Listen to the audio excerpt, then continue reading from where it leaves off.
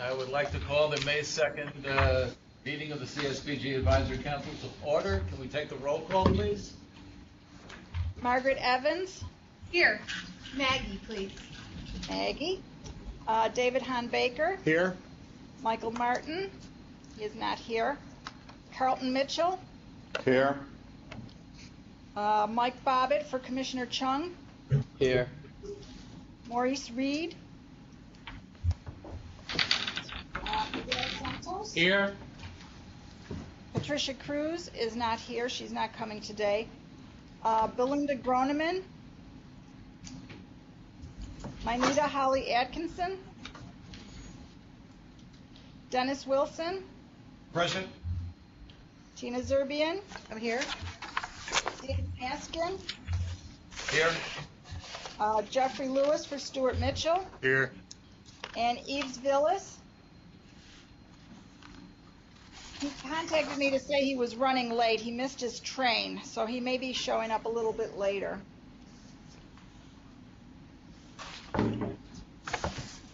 We are short of quorum.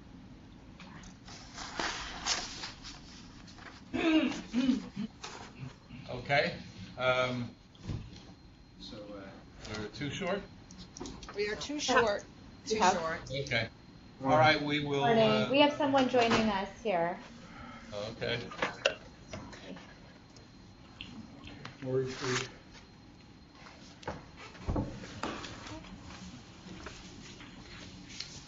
I can't tell who it is. It's Maurice Reed. Reed. Oh, great. Okay, thank you. Okay, so we're still one short. And hopefully the gentleman who missed his train will come. We can go back to agenda item number 2. I'll jump down to my report. Is everybody ready? Yes. Yep. All right, okay. CSBG reauthorization. I know that David Bradley is working hard on getting sign-ons for the bill. All indications are that he's been very successful with that so far, but I'm not really sure exactly what steps are next. And the other item is filling vacancies on the council. That could be a long discussion, but at this point we have. Does anybody know how many vacancies we have? We have 5 vacancies. We have 2 vacancies in the governor's appointments and 3 in the assembly's appointments. Okay.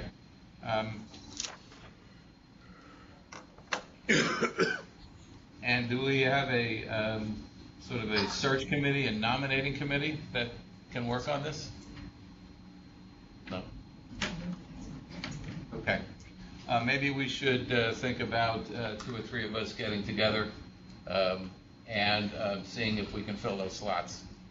I'd be happy to participate, and I'll get with Annette, and we can maybe go out and see if we can find a couple of people and help make some phone calls. I'll help you do that, Dave. Okay, thanks. So it'll be me and Dennis, and we'll... And I followed up on people who had submitted a long time ago, and so I can get you that information, Okay. tell you whether they went to the governor or the assembly, and whether they're still in their community action folks who are still interested. Okay. So I'll get you that. All right, very good. Okay. Veronica and Tim. Okay. Well, first, welcome everyone, everywhere in Buffalo, New York City, here in Albany. It's always great to see everyone. It's a pleasure. This is a very exciting time because it is, once again, the action month. I started at Dennis's, my favorite place in Montgomery, Fulton County.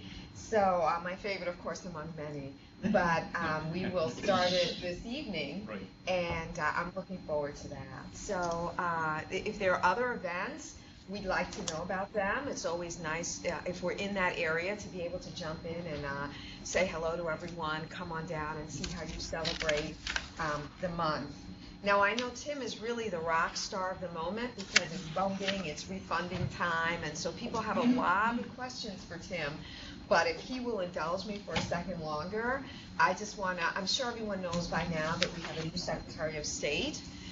Everybody know that, right? She is still acting and still waiting to be confirmed. We anticipate that the confirmation hearings, of course, will come anytime before June, any day now. So we're looking forward to that. We're very happy to have her on board. I think that she'll agree. She's very talented. She brings a lot of enthusiasm to the job, and of course, she comes well-versed in many of the areas that we deal with in community action. Prior to coming to the Department of State, she was the publisher for El Diario La Prensa, which is one of the largest Spanish-speaking newspapers in New York City. It's a daily newspaper, and of course it deals with many of the everyday issues that happen across New York State. The other thing that our new secretary does is she is chairing the diversity committee. The governor's asked her to chair the diversity committee for New York State. She's also, of course, very involved in our regional economic councils, and she is going to be very involved in the 16-city initiative. I'm sure everyone is familiar with that. I know the New York State Community Action Association and ourselves, we've been talking about ways that our community action agencies can be poised and ready to respond to initiatives that will be coming out in those targeted areas, and also to help promote and to be part of the anti-poverty work in those 16 cities. So anyway, if there are any questions, I'm happy to take them. Any questions that you might have about the secretary, the new secretary, or any of the issues that she's working on, or how that fits into our work, community action. Like the secretary before her, she is very involved. She will be very involved in community action. The other committee that she does chair for the governor is the Reentry Committee. Now, this is a topic, of course, that's near and dear to her heart. She's worked in reentry for many, many years.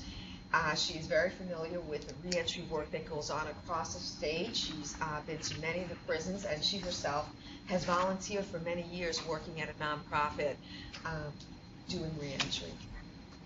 So we'll be hearing more about her and updating you as we go along. Very good. Rock star. The rock star. Play the blues, man. Yeah, really. We did finally get the grant award, notice a grant award during the first week in April, which gave us about a 6% increase on all the entitlements. The 16 will also encompass a time extension for 6 months to March of 17, and will also incorporate the carryover balances folks have had for 15. So now we can take care of all that. The 17, we're also now in a position where we can now get ready for the 17 contract. That'll be at the same funding that we have at the end of 16. Now, package-wise, everything is down at the controller. The increase and everything for 16, as well as the new package for the new multi-year contract in 17. Expected dates back to us is about the 3rd week in May, we'll get the 16, that's expected. And then the 4th week in May will be the 17, which will then be about 3 weeks out for people to prepare their contracts, get them back. So we're talking about like early June or so to start getting them back and start processing. So a little late, but we're moving along. So. Great. Any questions on that, or? Any questions to Tim?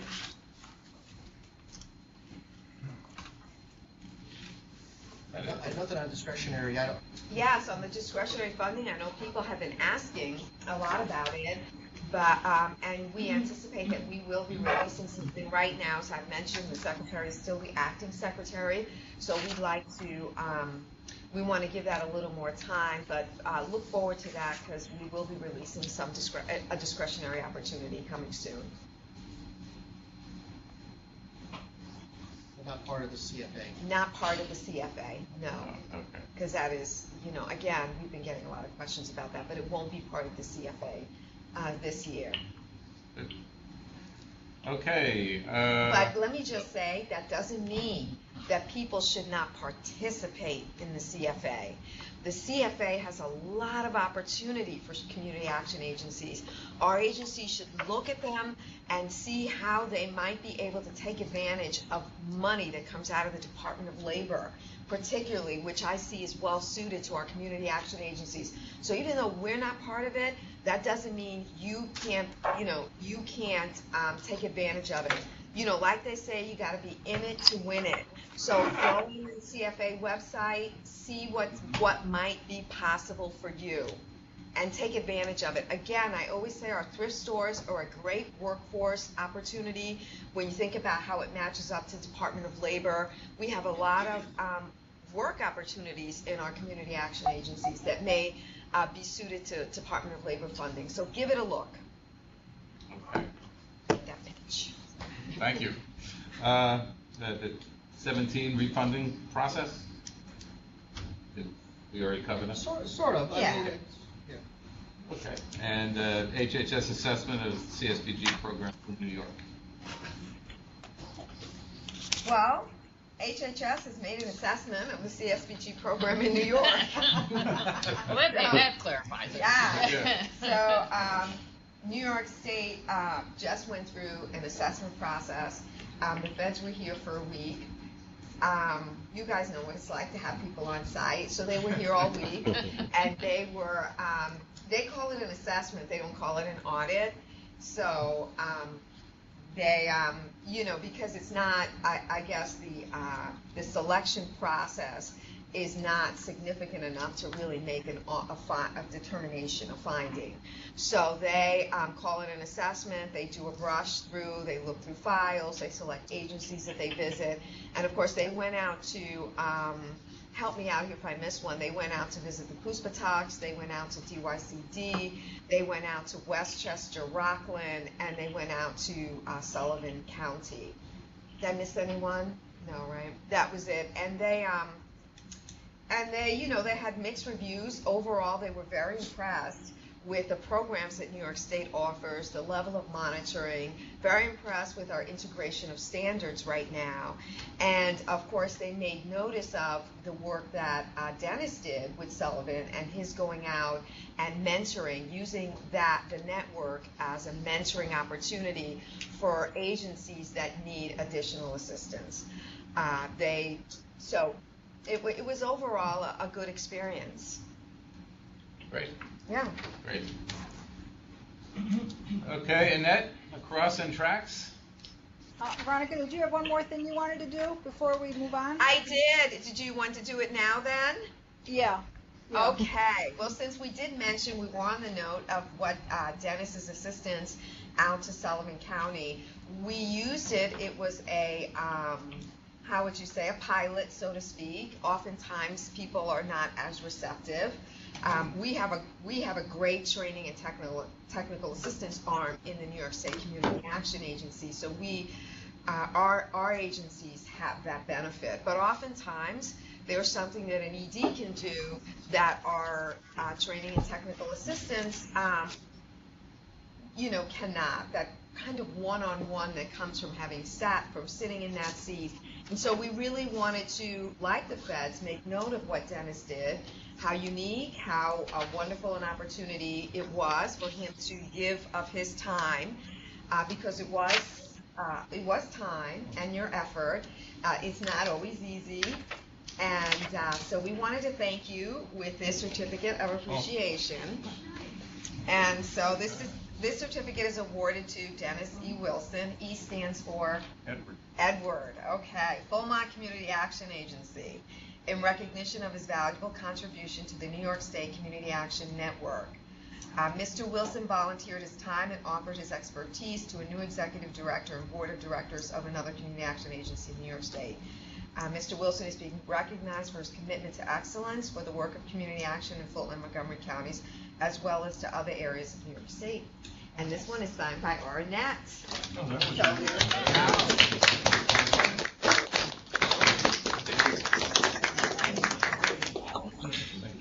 Thank you. Can you tell us, can we take a but Sure. maybe Dennis wants to tell us about that. The experience? Yeah. I took 3 trips down there. I don't want to say where it was. Well, you don't, I mean, you don't really need to be so specific, but what But took what 3 the trips benefits of down that? and worked with the CEO on preparation for the cross, but many other things. There was board issues, there was an audit issue, getting the bylaws into conformance. And one of the trips I took a board member with me. Oh, that's We wonderful. conducted board training for the board of directors of that agency. Wonderful. And Do you feel it's the kind of experience that you think is worth repeating, that's something? I'd do it for you again anytime you want. Absolutely. It's everything wasn't perfect in the end, and I don't think we're done yet. We're still working together. Yes. But I enjoy being able to help others, and then the director from the agency and some of his staff come up and visited us and met with Ann and my CFO, my HR director, and other key employees to get information that they need to get the agency running smooth. And it's an ongoing relationship. We talk on the phone regularly, and it's a good experience. I enjoyed it. I'll do it again anytime. Great, thank you so much. Yep. Thank you so much. And I was actually, I have to say that I was proud that you asked me. I told Annette that, and Becky that would get contact with me, I think it was back in December. So I feel privileged to be able to do it for you. Well, I have to say it was our Becky who recommended and said, you know, I think Dennis would be an ideal candidate for this responsibility. So, yes, Thank you. again, Thank you, our Becky. program analysts and the role they play, it's so important. Great, thank you. Very good. Congratulations. Thank you. Okay, Annette? Okay, in your folders on the left-hand side, behind the board minutes from the council minutes from the last couple of meetings, there's a sheet that says Annual Compliance Review of Standards. For those of you who are not intimately involved in the across, this is our review of the new organizational standards. We have to, under the new federal guidelines, review the compliance of every single community action agency annually to determine how well they're addressing each of the organizational standards. So every community action agency will either have a triennial review or have to do the across review each year. So for 2016, which is the federal fiscal year we're in, we have 17 agencies who are completing the triennial review and 32 agencies who had to do the annual review. And this is the breakdown of those that had the annual review that we did in February. So of the 58 standards, there's only 50 for DYCD and Livingston, but for these scores are based on 58 total standards. You can see that 14 grantees met between 55 and 58 standards, and 2 grantees met all 58. And the 2 of those would be Fullmont Community Action, Dennis Wilson's agency, and also Broome, Opportunities for Broome, Executive Director Mark Sylvanik. And then you can see the scores go down from there. 50 to 54 agents standards were met by 4 grantees, 45 to 49 were met by 3 grantees, and so on. Now, it's important to know that these are the initial scores. When we sent out the report, along with the number of unmet standards, we offered a recommendation on how each grantee could meet their unmet standards, and we will be going out doing third quarter visits and fourth quarter visits to assist the agencies and also to determine which unmet standards have now been addressed and met. As of September 30th, we will have to report to HHS the final scores for the year. So we're hoping that our agencies will get as close to meeting all 58 as possible by September 30th, knowing what they know and with the guidance we've given them in terms of what they need to do to meet the recommendations. It's also important to know that we gave NISCA an additional $50,000 contract again this year to help agencies who are having a difficult time meeting the organizational standards, and I'm sure Carla will talk on that a little bit later.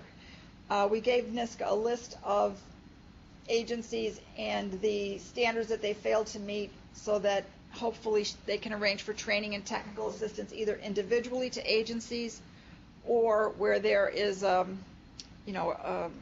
concentration of unmet standards by a group of agencies in a particular area. They might be able to do it more through conferences or webinars or something of that nature. And that's the across process. I'd be happy to take any questions on that. Yeah, if and anyone has any. Dan Maskin, if the department's goal is to get it, is September 30th, has there been a deadline set up for agencies? Prior to that? The deadline for reporting is not a Department of State deadline. It's the national deadline that we have to report as part of the annual reporting requirement. All right. Okay. I've been going out to all of the regional meetings or attending them by conference call if I can't get there personally, and I've been encouraging agencies to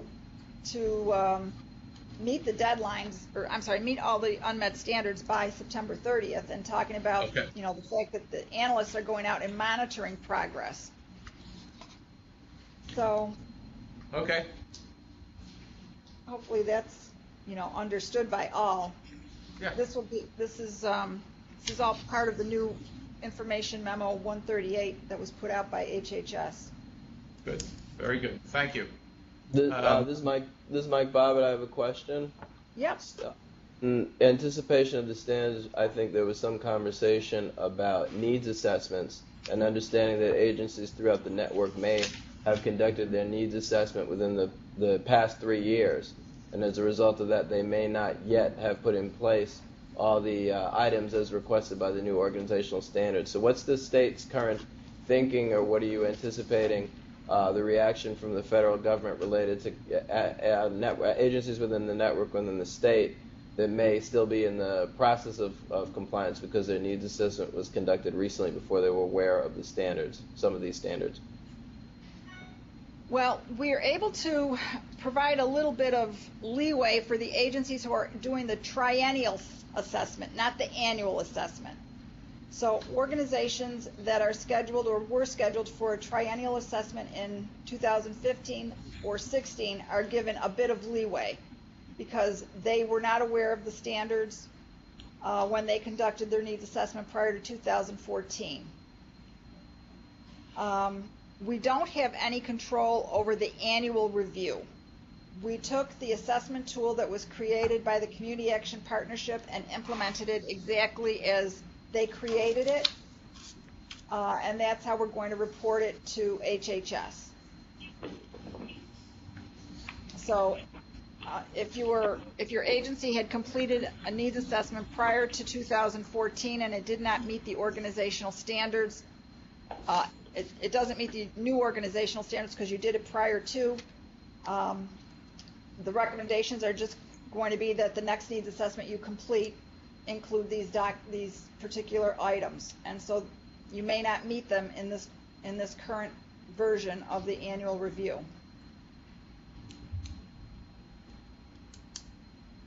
So we can give you leeway in the triennial, but not in the annual. Okay. Any other questions? Okay, Annette, anything on tracks? Yeah, we've been using the tracks tool as it was created by the work group. We did it for several organizations in the end of 2015, and we're doing it using the tool for all of 2016. We would like to reorganize that committee to look at the tool again and revise it based on our experience with it. Our fiscal counterparts see some changes that are necessary on their end, and so it might be a time for us to review the other sections of the document sometime I would guess maybe in June or July, we'll get together and start looking at that document again and see what we can amend. Some of the things that we can change are the standards of excellence, or the indicators of excellence that are the state's indicators. One, for example, that we get a lot of pushback on that we really need to reconsider, for example, is under one of the human resources standards, we say that the board has to review any new or updated job descriptions. We're getting a lot of pushback from grantees saying that that really isn't the function of their particular boards, that that's more of a management function. So we want to look at some of those types of indicators and see, you know, are we being a little over the top on some things that we can either limit, reduce, or eliminate some of the standards. I'm sorry, not some of the standards, some of the indicators. So we will be taking another look at the tracks for changes that would be starting in October of 2016, which is the start of the 2017 fiscal year. And you'll convene this group again in June or July? Yeah. Okay. Yep. Right now, I'm working with our staff to see where they think the changes should be made based on our experience that we've had with some of the standards and the indicators that we've included under them. And then we'll bring our recommendations to the committee. Excellent. It's more likely that it'll be the number of indicators will be pared down. Right now, for the 58 standards, we have 229 indicators. So we're thinking some of those might be eliminated or at least softened a bit. Okay. Very good. Any questions on that from anybody? Okay, hearing none. Carla? All right, let's see. You have a report in your folder, so I won't bother to read the whole thing. But as you can see, this goes back to October. We have been doing training, did a fair amount, particularly from October through December, on the organizational standards, both for board members and for staff. We did a couple all staff, a couple of Roma trainings, again, in response to organizational standards. Annette mentioned the TNTA responding to the across. We have been in touch with a few of the agencies, have reached out to us. We've reached out to a couple of those, so we're in the process of scheduling some TNTA, following up on some of the across findings. As you can see, we have a new emerging leadership class that is underway this year. For the first time this year, we have a second-year class that's doing a project in their agency, so it's sort of a nice addition to take everything they've learned and then actually put it in place in their agency, sort of an experiential opportunity. And they're all pretty excited about that. We did the 2.0 because there was a lot of call for continuing opportunity for ELI, so we've done that. We have our Community Action Professional CCAP cohort that we're supporting again this year for the June exam, and we'll host the exam the day before the June conference. We had our annual symposium on poverty and economic security in March, and we the biggest complaint about it was that the room was way too crowded. We had a much bigger turnout than we had anticipated, so we were thrilled about that. Some good panels. We had a legislative reception that night that was well attended, so we were real happy with the day. Preparing now for the next conference, the June Professional Development Conference in Fairport. I think we have some good workshops scheduled there. We're looking forward to hearing the keynote speaker is actually going to be the person that was the lead out of the Monroe County Anti-Poverty Initiative, or the Rochester Anti-Poverty Initiative, so we're interested in hearing from him. He'll be speaking to the conference. As I say, planning already underway for the September. We have been begun to hold regional meetings, which have been very helpful for DOS to be participating and presenting at those meetings.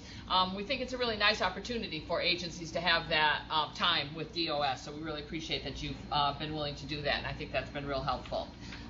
We're still working on scheduling a couple downstate we haven't scheduled in the North Country. So we're trying to look at how best to bring people together across like the North Country, which is such a distance to get from one side to the next. So we're still working on that. We are pleased that we got our shared resources section up of the member website, which allows member agencies to go in and upload information, to get information that their colleagues have uploaded. You can search it by, for example, organizational standard, or by topic like finance or governance. So we're hoping that this responds to the network's request that there be a place where they can see this information, access information from their peers. Distributed our poverty report, and as I say, there's more details here. If there's any questions, we've just been busily moving along with conferences and TNTA.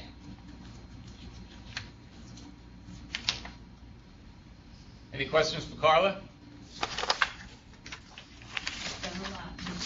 We are busy. Yeah.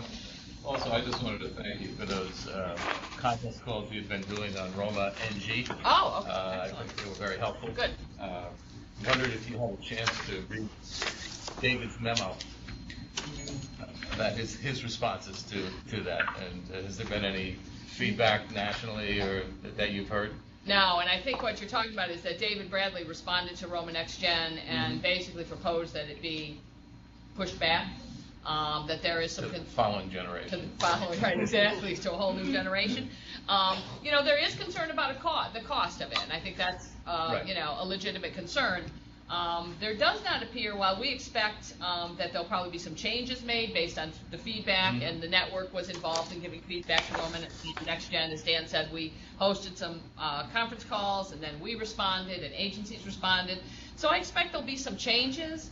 But at this point, I'm not hearing anything that suggests that OCS will want to hold it. Now, unless something comes out of the Office of Management and Budget Review in terms of the cost of it. I know Jeannie Chafin has been very invested in us getting this done. She feels like she wants to have this in place before the new administration comes on. And I think she really thinks that puts us in the strongest position possible, and I tend to think she's probably right. So I don't know. I have not heard that they're going to be delaying it, or that there's a lot of interest in delaying it. But I think what happens with they're reviewing it now. NASCASP and OCS are reviewing the comments. They should have the next sort of review of that out by the end of May for another 60-day comment period. And I'm not sure exactly when the Office of Management and Budget comment period happens. Right. But I think that's where people think if there was going to be a holdup, it might be if they come back and say that there's a cost to this that's not reasonable for programs to occur. Very good. Thank you. Thank you. Patty, you still with us? Yes, I am. Are you ready? You're on Community Action Angels? Yes. Well, we've been working hard getting ready for the meeting of the minds, and throughout this contract period, I've been getting a lot of requests for technical assistance of working with community partners. So I've been receiving a lot of calls from community partners throughout the state wanting some insight into programming and ways they can help. I've been working on creating some more solid partnerships and collaborations that will work statewide. One of them is with the SUNY Attained Lab, and with the also SUNY out of Albany with the Department of Refugee and Immigrants, hoping that we can work together to help provide more training through community action agencies for the TANF population and the new Americans and those that we work with on a daily basis. Been working closer with the Department of Labor as well. We're setting up the next Children's Disaster Assistance Training, which will be held in the Southern Tier. Cortland County will host that for us sometime midsummer. We held it here in Wyoming County. It was very successful. We had a packed house, people from all over the community, and we're working very close now with our disaster assistance people here so that we're prepared for all the children. One of the speakers coming in for the conference is a person who covers disasters around the world, and he is also going to have a conversation about the need to be more aware of the children during times of disaster. That will be part of his presentation for us and give us some hints on how we can do that better here. The statewide project for kids for 216 has been identified. Of course, it's always a surprise, so I don't want to ruin it for anybody. But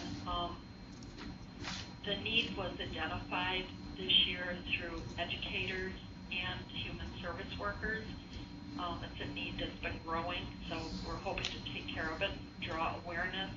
And again, I believe the annual initiative really builds on our network's capacity. So many times we feel like we're alone in all this, but we all have partners, we all have contacts that can help from county to county, and we've seen that happen more since we've been doing this. The meeting of the minds will be held next week. We're pretty much at capacity. I'd like to keep it no more than 75. We're at 80 people now, and we're seeing if we can get more in. It's been sponsored again this year, so there's no cost for meals or conference attendance, which we like, because that allows people to bring in volunteers and key board members that are working on community outreach and capacity building. We have 8 best practices that have been identified and written for replication. We're in the process of printing them all up now. Kevin and I have created a new video focused on volunteer recruitment that can be used by agency or through their Community Action Angels program if they happen to be using the model. It's a video that is made specific for volunteer recruitment through social media. We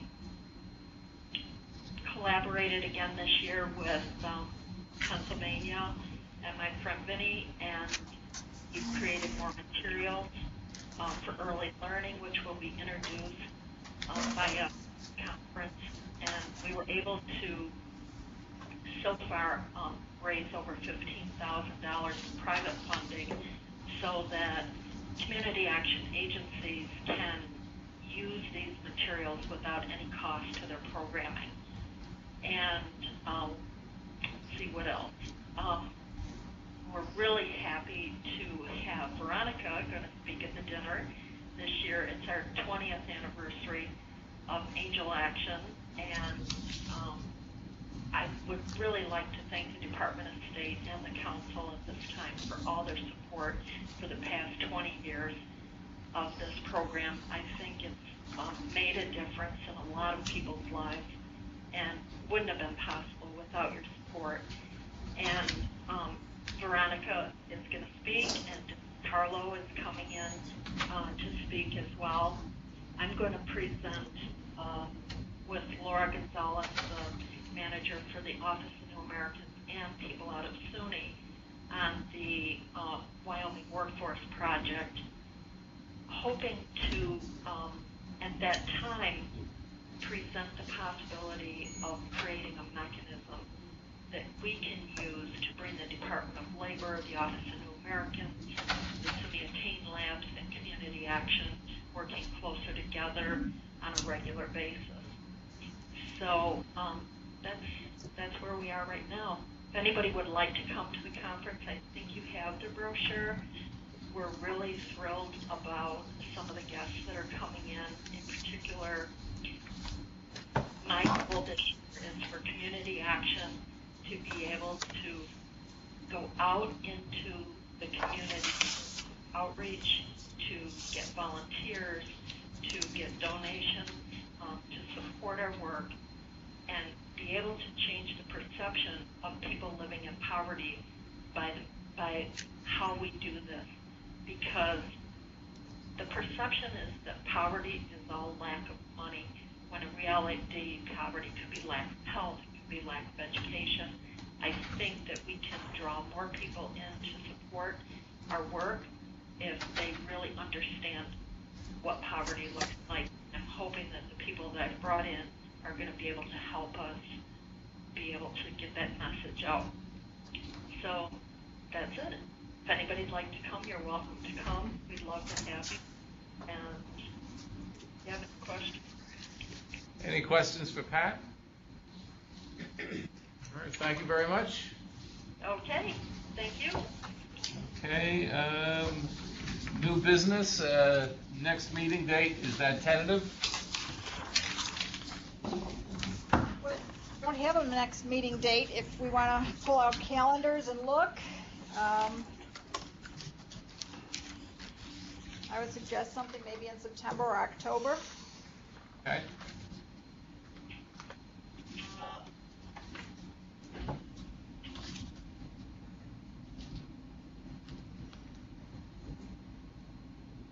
Open to suggestions.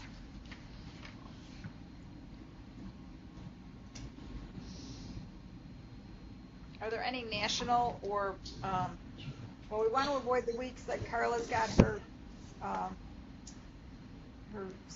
training in RPAC. Binghamton, yeah. Yeah. Which is, that's the 15th and 16th of September. Right now in September, I only have the 8th open, the week of the 8th, rather. That's the only week you have open in September? That's right. September, school's open, so I don't know if any of the agencies are busy with that.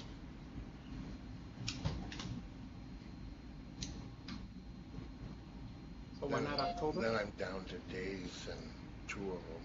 All right, shall we move to October? I'm open. Second and third week, or third and fourth week, rather, sorry. There's a holiday in there somewhere. The 10th, I think, would be the holiday. Columbus Day's the 10th, right. Okay. The week of the 17th through the 21st. Okay, we've got a request for the week of the 17th. Is everybody available the week of the 17th? My wife and I should be back from Vegas. Oh, lucky you. Hopefully you come back a winner. You want to do it on Monday, the 17th, Yep. 10 o'clock? Okay. Very good. Any other new business? Hearing none, motion to adjourn? Well, we don't have a quorum, so I guess we are adjourned. Thank you, everybody.